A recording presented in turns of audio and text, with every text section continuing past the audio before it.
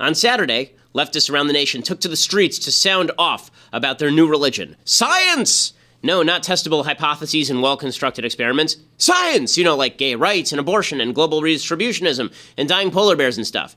Leading the charge was eminent scientific revolutionary Bill Nye the Science Guy, a mechanical engineering degree holder who got famous as a children's television presenter. Nye was a keynoter at the March for Science, where he said, quote, "We are marching today to remind people everywhere, our lawmakers especially, of the significance of science for our health and prosperity."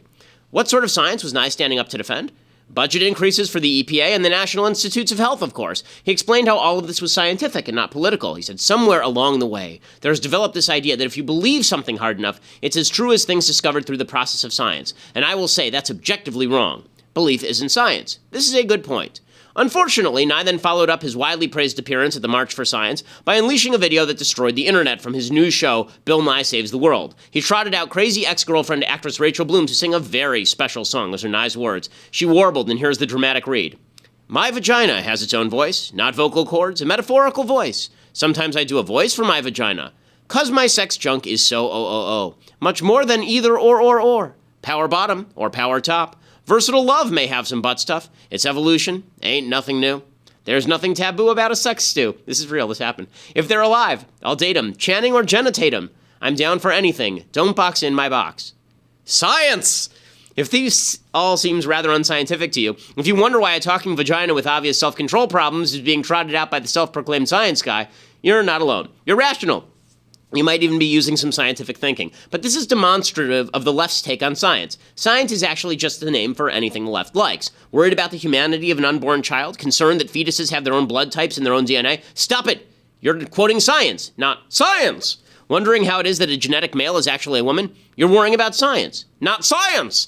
This is the dirty little secret of the left's sudden embrace of science. It's not science that they support, but religion. They support that which they believe but cannot prove and do not care about proving. Bill Nye isn't interested in a scientific debate about global warming, how much is occurring, the measurement techniques at issue, the sensitivity of the climate to carbon emissions, the range of factors that affect the climate. He wants you to accept his version of the truth. Not just that global warming is happening, but that massive government intervention is necessary in order to avert imminent global catastrophe.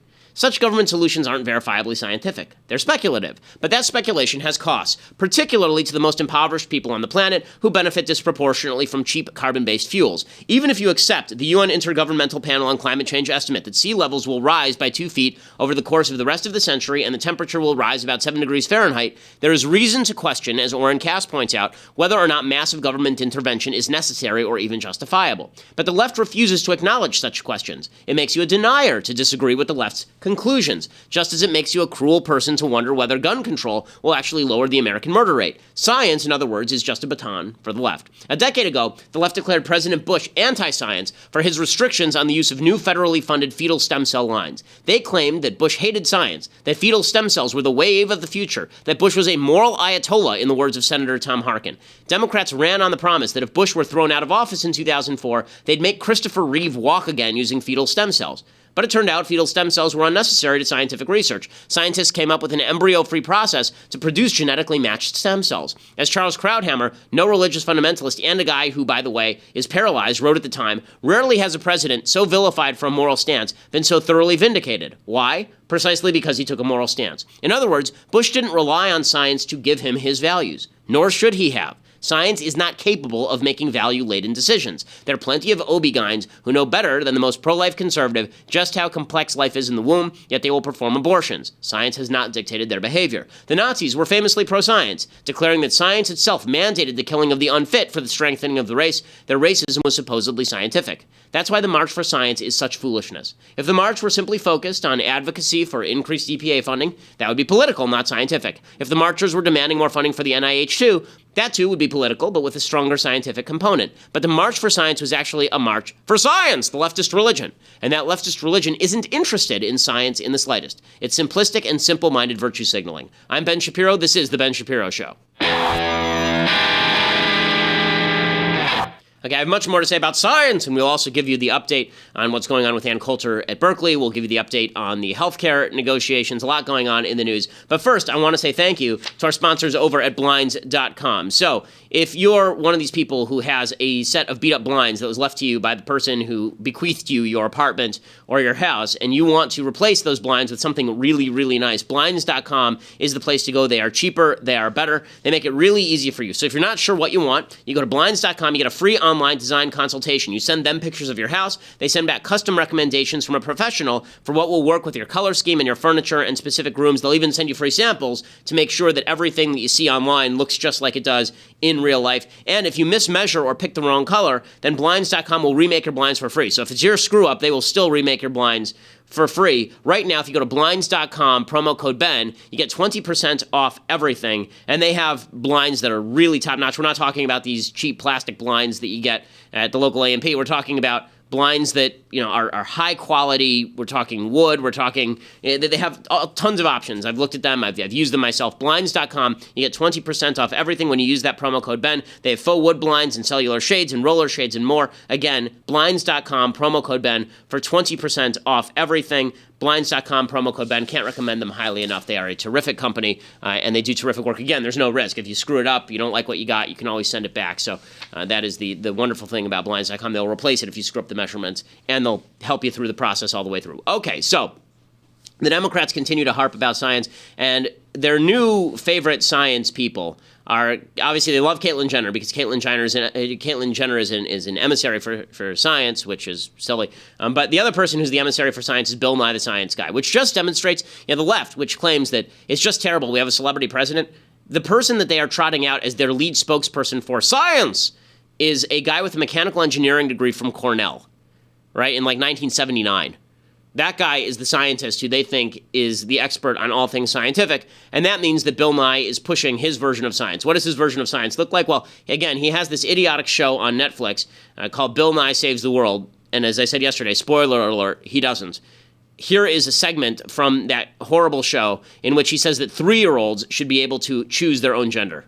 By 3 or 4, most kids identify with a gender, and it doesn't always match the sex they were assigned at birth. And a person's gender identity may change over their lifetime. And culture is getting us new ways to express all of this. How you dress, how you act and talk, how you present yourself to the world. It should be up to you. Sure, this might make things confusing for those who insist everyone pick an M or an F. But people, we have to listen to the science. And the science says we're all on a spectrum. Okay, science does not say you're on a spectrum of sex. When they say gender, see, this is what the left likes to do, and it's really, really stupid, okay? The left says that gender is a social construct, and what they mean by that is femininity and masculinity are a social construct. Here's the truth about that. There are certain aspects of masculinity that are certainly not a social construct. Higher levels of testosterone, average higher levels of violence by males than females. That is not a social construct. That is a biological reality, okay? So that is not an aspect of gender. That's more an aspect of sex. The left likes to conflate sex and gender. So they separate these two things. They say sex is your biology, and then they say that gender is a social construct that says you need to be masculine or you need to be feminine. Now, not a lot of people that I know actually care whether you act masculine or whether you act feminine, per se. But that's not choosing a gender, okay? That's just whether you act masculine or feminine. Then what the left does is they say, your masculinity or femininity, we can now read back into your sex. So in other words, if you are a feminine man, right? If you're a man who's biologically male and you act feminine, maybe you're a woman. Okay, this is stupid and ascientific. There's no evidence for it at all. It is also evil to suggest that a 3-year-old knows that they're going to choose a gender that is opposite of the one that they have.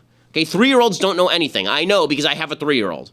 3-year-olds do not know anything. It is your job as an adult to teach them about things that are complex and make the complex simple in ways that they can understand. And if when they hit 15, they're still having problems, then we can have a conversation about this. But this idea that 3-year-olds are capable of choosing their gender is asinine. Anyone who has a 3-year-old will tell you this. And it is cruel to a 3-year-old to say to the 3-year-old that you're going to be allowed to define your own essence of the world and you're going to be allowed to override your own biology. A 3-year-old is not capable of doing that. And there is no science to support this. What he has is anecdotal evidence saying that people who are 20 say, when I was 3, I felt like a girl in a boy's body.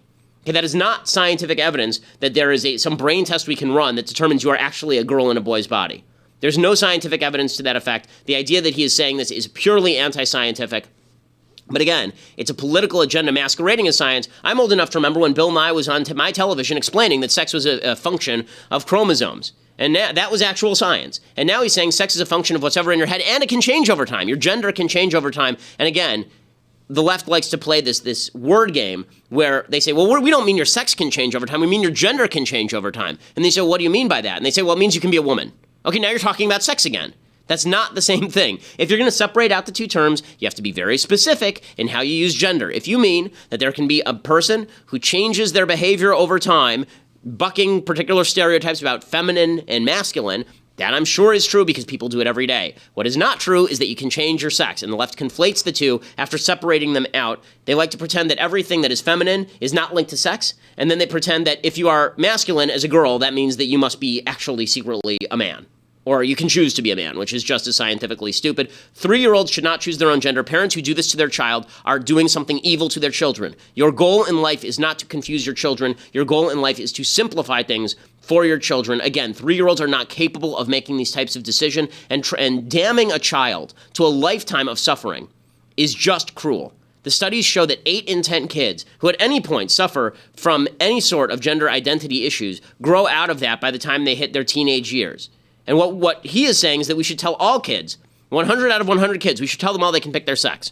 So now you're telling a bunch of 3-year-olds, who are by nature dumb, that they can pick their sex. Okay, they can't.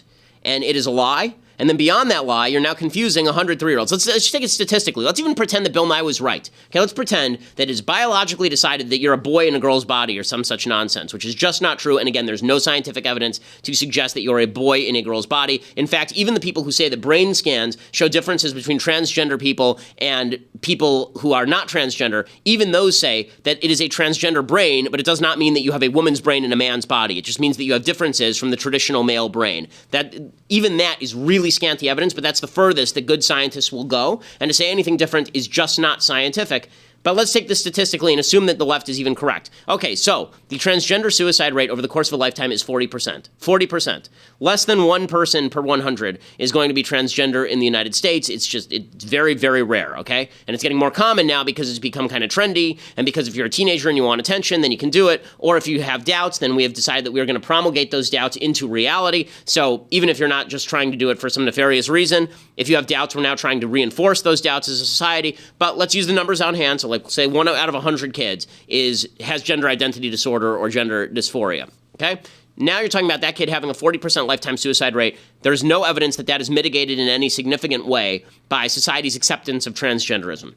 Now, you're saying that, let's say that there are 100 kids who are told that they can pick their gender, and 10 of those kids are now confused, right? Not even 100, 10 of those kids are now confused. And let's say that normally, according to those statistics, virtually all of them would grow out of this confusion. Right? Virtually all of them would grow out of this confusion. But now you're reinforcing the confusion. So now let's say those 10 all say, I'm the other sex. So now you've taken a situation in which one kid had a transgender identity issue and has a 40% lifetime suicide rate, and you're now extending that to 10 kids. And let's even say that this new process lowers that one kid's rate of suicide attempt. Let's say that suicidality, let's say that it lowers it from 40% to 20%. Let's say it halves it. Okay, now if you've increased the number of people who are engaging in this particular problem by 3, if you have confused 3 more kids, then you now have 4 kids. Let's not even take the 10. Let's say you now have 4 out of 100 who have a 20% suicide rate, as opposed to 1 out of 100 who has a 40% suicide rate. You have not improved things. You've made things worse in terms of people who are suicidal, for example. Okay, this is just to take the statistical case. But again, there is no moral case for confusing your child. Sex differences are important. Reinforcing sex differences is important because if you don't want your child to suffer from tremendous cognitive dissonance, then the kid at least has to know about the standard, and then later they can choose whether or not they want to engage in the standard. But the fact is the standard, and the standard is not entirely constructed by society. It wasn't like every society in the world came up with the idea that men were going to be soldiers and women were going to be mothers, okay? There's a lot more to that than just societies deciding things. So this is all stupidity. But again, it's not science, it is politics. And Bill Nye did another one of these things. Again, this show is just so awful. I don't know how Netflix even greenlit it, except they're a bunch of leftists. Bill Nye ran a segment about sexuality of ice cream. Yes, really. Of course, enlightened and forward-thinking, but not everyone sees it this way. But there are lots of flavors to sexuality. Right, why are we here, Vanilla? Oh, this again? Come on. Chillax, Straubs. Settle, everybody. Settle. Now, I've spoken to some of you about my theories on the nature of being ice cream. Which have no basis in science. It's the science of feelings. And as vanilla, I feel that I am the most natural of the ice creams, and therefore the rest of you should just go ahead and also be vanilla. Oh! It's the one true flavor. No! Please! Don't I was make there me for a stop. second, so obviously the implication is here, there are a bunch of religious fanatics who want everybody to be straight, and if they're not straight, then we're going to force them to be straight. Okay, a couple of things that are worth noting here.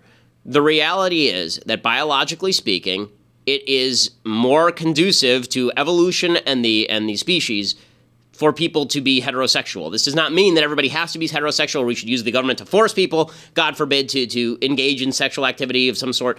But this idea that it is that all sexual behavior is created equal in terms of its benefit to the species is just not true. That's just not true. That is a feelings-driven position. But again, they're going to push this idea. Again, I'm waiting to hear who out there is saying that everybody needs to be straight. I don't think that there are not a lot of people out there saying everybody needs to be straight. There are people who are religious. I'm a religious person. I may think that it is sinful for people to engage in particular types of sexual congress, but that's my prerogative. You may think I'm wrong. Congratulations, it's a free country.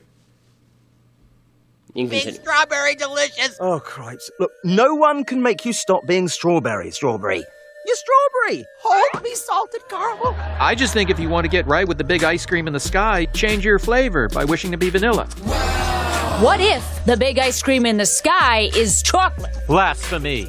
Everyone should pretend to be vanilla until they no longer have the urge not to be vanilla. I did not urge to be pistachio. I am pistachio. Hey, mint chocolate chip. Sorry I'm late. I was busy being two awesome things at once. Cool. Not cool. Pickle lane, butt stain. Vanilla's trying to convert us all again. That's nuts. No offense, nuts. Come on, Vanilla. Nobody wants just one flavor of ice cream. I do. Haven't you ever wanted to be in a Neapolitan? I can't. Come on, it's natural. All natural cocoa. And strawberry fresh from the field. It's so creamy and delicious. Big ice cream in the sky, help me. It's good. It's like giddy up. Meet you at the bowl. Okay, so in other words, everything is natural except for heterosexuality. Got it? That is the bottom line is that all religious people are secretly repressed people who want to have orgies with members of the same sex, bisexuals, transgender people, and if they could just taste all the other flavors of the rainbow, everything would be wonderful. I love this idea that biology does not dictate heterosexuality, but it dictates that you are supposed to have sex with everything that moves. Okay, there is no scientific basis for anything that is in this video. This idea, I guess the idea is that everybody's sexuality is on a spectrum. First of all, here's what the science actually says about this. What it says is that female sexuality is more malleable based on environment and genetics. Male sexuality is a lot more binary. Okay, this is what every study ever done on sexuality has said. Men tend to be either very gay or very straight, and women there is a spectrum of sexuality for women. Whatever. The bottom line is that when they say that basically straight people are secretly gay, but you can't say that a gay person is secretly straight or has tendencies in that direction. Amazing how all this works. But again, it's propaganda. It's not science. And it's not even good, right? I mean, it ends with ice cream having sex with each other or something. I'm just confused. Ice cream doesn't have, just on a scientific basis, folks, ice cream does not have genitalia. Okay, and if it does, don't eat it, because that's not ice cream. Okay, so before we move on, I want to say thank you to our sponsors over at MacWeldon.com. So if you are looking for the best underwear, you're looking for the best sweatshirts, you're looking for the best comfortable wear, Mack Weldon is better than whatever you are currently wearing. MacWeldon.com, it's spelled M-A-C-K, Weldon, W-E-L-D-O-N.com. And you get 20% off when you use promo code Shapiro. It's S-H-A-P-I-R-O. They have a line of silver underwear and shirts that are naturally antimicrobial, so they get rid of the stench. They're really, really comfortable. As I said, I have a bunch of Mack Weldon underwear, and I threw out all the other underwear that I own because these are super duper comfortable, and they also hold up really well in the wash. They're not going to fall apart after 7 wears. MacWeldon.com, super comfortable. It's also really good looking clothes. You can go over to their site, check it out. Socks, shirts, undershirts, hoodies, sweatpants. more than you'll ever wear, but it's stuff that you can wear out because it's so good looking in many cases. MacWeldon.com. Use that promo code Shapiro. You get 20% off your first order at MacWeldon.com for daily wear. Okay, meanwhile, in the non-Bill Nye news, and I know we just spent a lot of time on Bill Nye, but that's because I think that this is used as propaganda by the left. Again, the idea, there's also something else here that I think is worth noting on that idiotic ice cream video. The conflation of biology with morality is really stupid. The idea that we're all biologically built to have sex with everything, and therefore it's good. And anybody who says that it's bad is wrong. Okay, biology does not make things right. There are a lot of things that are biological that are not right. There are people who have, we all have a tendency, I have a tendency to be promiscuous because I am a male. I have a biological drive to have sex with many women. I'm extraordinarily monogamous because I have a religious belief and a moral belief that it would be cruel to my wife to cheat on her, and it would be really bad to cheat on my wife. It is immoral to do that. Okay, we have that as a society. That's a good thing that we have that as a society, even if morality is bucking biology. I mean, to quote the old movie The African Queen with Katharine Hepburn and Humphrey Bogart, nature is nature is in many ways what we were put here to rise above.